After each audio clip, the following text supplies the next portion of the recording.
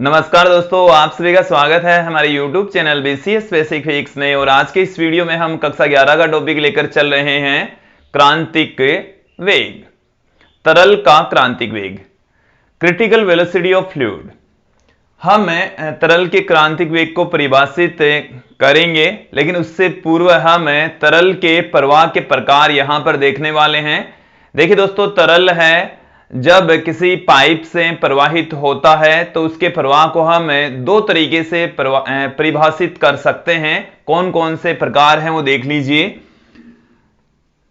तरल के प्रवाह के प्रकार, तरल के प्रवाह के प्रकार, तरल के प्रवाह के प्रकार दो हैं। देखिए, पहला जो प्रकार है वो है धारा रेखीय प्रवाह, धारा रेखीय प्रवाह। देखिए, किससे कहते हैं धारा रेखीय प्रवाह? ये जैसे हम कंसीडर कर लें, हमारे पास में एक पाइप है और इस पाइप से लिक्विड प्रवाहित हो रहा है। ये मैंने लिक्विड के पथ आप लोगों को दिखाए हैं। तो देखिए, किसी एक बिंदु से गुजरने वाले तरल के सभी अणुओं का यदि पथ समान रहता है तो उस तरल के प्रवाह को धारा रेखीय प्रवाह कहा जाता है। एक बार फिर से सुन लीजिए। जैसे हमने यहां पर ये कोई बिंदु कंसीडर कर लिया, तो इस बिंदु से जब कोई कण गुजरता है तो उसका पथ ये रहता है। इस पथ के अकॉर्डिंग वो कण गति करता है, ऐसे गति करेगा।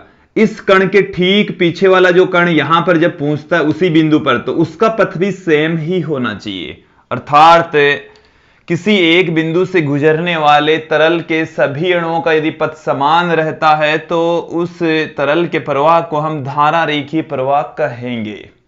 क्लियर? यदि ऐसा नहीं होता है तो उस प्रवाह को हम विक्षुब्ध प्रवाह कहेंगे। विक्षुब्ध प्रवाह समझ लेंगे क्या है कि जैसे ये हमारे पास में कोई पाइप है और इस पाइप से लिक्विड इस तरीके से प्रवाहित हो रहा है।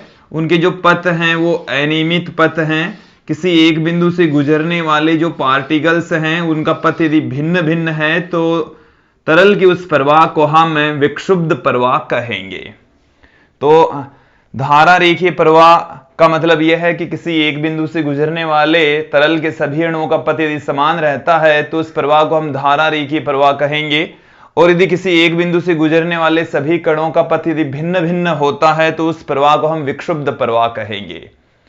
तो बहुत ही कम ताप पर जब द्रव का प्रवाह होता है तो उसको हम धारा रेखीय प्रवाह कंसीडर कर सकते हैं, और जब नदी का प्रवाह होता है उसको हम विक्षुब्ध प्रवाह के रूप में मान सकते हैं। अब यहां पर हम बात करेंगे, चर्चा करेंगे क्रांतिक वेग की। देखिए, क्रांतिक वेग कौन सा वेग है कि किसी तरल का वह वेग जिससे कम वेग पर उसका प्रवाह धारा रेखीय प्रवाह हो तथा उससे अधिक वेग पर तरल का प्रवाह विक्षुब्ध प्रवाह हो, तो उस वेग को क्रांतिक वेग कहा जाता है। मतलब ये हुआ कि क्रांतिक वेग से यदि वेग तरल का कम रहता है तो उसका जो प्रवाह होगा वो धारा रेखीय प्रवाह होगा, और क्रांतिक वेग से अधिक वेग होते ही तरल का जो प्रवाह होता है वो विक्षुब्ध प्रवाह हो जाता है। तो क्रांतिक वेग धारा रेखीय प्रवाह तथा विक्षुब्ध प्रवाह का बीच का स्टेज है, बीच की कड़ी होती है। और रेनॉल्ड्स ने इस क्रांतिक वेग के बारे में बताया कि क्रांतिक वेग का मान जो तरल है उसके श्यानता गुणांक पर निर्भर करता है। इसके साथ में तरल के घनत्व पर डिपेंड करेगा, और तरल जिस पाइप से प्रवाहित हो रहा है उसके व्यास पर भी डिपेंड करता है। और वहां से एक फॉर्मूला निकलता है क्रांतिक वेग का, वो अभी हम देख लेंगे। सर्वप्रथम हम परिभाषित करते हैं क्रांतिक वेग को। तो देखिए क्या है इसकी डेफिनेशन कि किसी तरल का वह वेग, किसी तरल का वह वेग, वह वेग जिससे कम मान पर या कम वेग पर उसका प्रवाह धारा रेखीय प्रवाह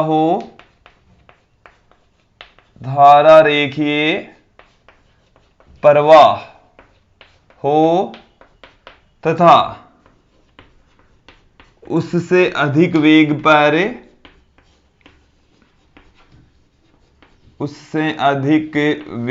पर उसका प्रवाह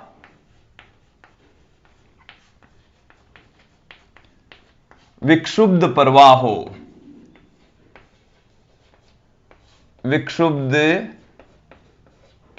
प्रवाह हो तरल का क्रांतिक वेग कहलाता है। तरल का क्रांतिक वेग कहलाता है, क्रिटिकल वेलोसिटी ऑफ फ्लूइड कहलाता है। क्रांतिक वेग कहलाता है। देखिए एक साइंटिस्ट आए रेनॉल्ड्स ने क्रांतिक वेग को परिभाषित किया और इन्होंने ये कहा कि जो क्रांतिक वेग है वो तरल के श्यानता गुणांक के समानुपाती, तरल के घनत्व तथा जिस पाइप से प्रवाहित हो रहा है उसके व्यास के व्युत्क्रमानुपाती होता है। तो यहां से देख लीजिए कि रेनॉल्ड्स के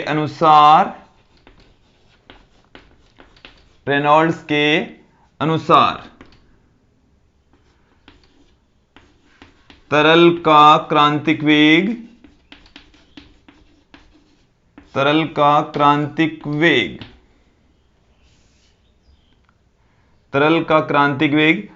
तरल के श्यानता गुणांक के समानुपाती, तरल के श्यानता गुणांक के समानुपाती तथा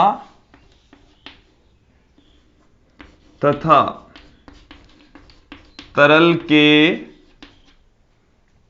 घनत्व व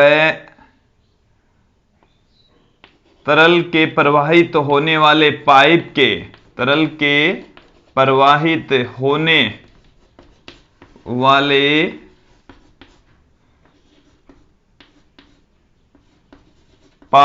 के व्यास के व्युत्क्रमानुपाती होता है। व्यास के व्युत्क्रमानुपाती होता है। इसको एक बार समझ लेंगे कि जो क्रांतिक वेग है उसको हम vc से लिखेंगे, क्रिटिकल वेलोसिटी को हम vc से पुट करेंगे। ये जो vc है वो समानुपाती होता है नीटा के श्यानता गुणांक के, इसके साथ में ये व्युत्क्रमानुपाती होगा तरल के घनत्व के तथा पाइप के व्यास के। और यहां से हम जब प्रोपोर्शनल का साइन हटा देंगे तो एक कांस्टेंट यहां पर पुट करेंगे जिसे हम r से पुट करेंगे। ये जो r है इसको हम रेनॉल्ड्स संख्या कहते हैं। ये जो r है वैज्ञानिक रेनॉल्ड्स के नाम पर ही रखा गया है, रेनॉल्ड्स संख्या कहलाती है। देखिए इस रेनॉल्ड्स संख्या का मान भी हम यहां पर अब देखने वाले हैं। देखिए रेनॉल्ड्स संख्या का मान जब 2000 से कम, 2000 से अधिक, 3000 से अधिक होता है तो क्या क्या होगा। देखिए जो रेनॉल्ड्स संख्या है उसका मान जब 2000 से कम होता है, जब r लेस देन 2000 तो तरल का प्रवाह धारा रेखीय प्रवाह होता है। धारा रेखीय प्रवाह होता है। जब r की वैल्यू 2000 से कम होती है तो तरल का प्रवाह है वो धारा रेखीय प्रवाह होता है, और जब r का जो मान है वो 2000 से अधिक हो और 3000 से कम हो, तो 2000 और 3000 के मध्य होता है तो तरल धारा रेखीय प्रवाह से विक्षुब्ध प्रवाह में बदलता है। धारा रेखीय प्रवाह से विक्षुब्ध प्रवाह में ये कन्वर्ट होता है। विक्षुब्ध प्रवाह में बदलता है।